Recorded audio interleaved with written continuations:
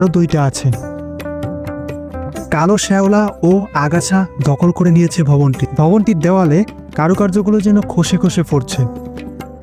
তো এভরিওয়ান, আজকে আপনাদের জানানোর চেষ্টা করব এর পেছনের ইতিহাস ও ঐতিহ্য। আপনারা জেনে থাকবেন, আমাদের বারবার করে মুগ্ধ করে এই সুন্দর নিদর্শন ও বিভিন্ন জমিদার বাড়ি। তাই বারবার করে ছুটে চলে আসি এই সুন্দর নিদর্শনের খোঁজে।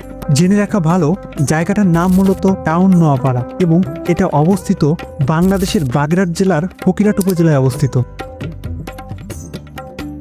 এখানে যে জমিদার ছিল তার নাম শৈলেন্দ্রনাথ ঘোষ, যার বংশধর এখনও এখানে বসবাস করে।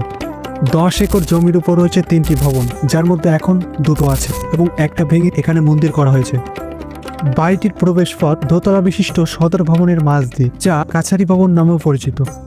আমি এখন যে জায়গাটায় দাঁড়িয়ে আছি, এখানেও একটা ছিল ভবন, যেটি ভেঙে এখানে মন্দির করা হয়েছে।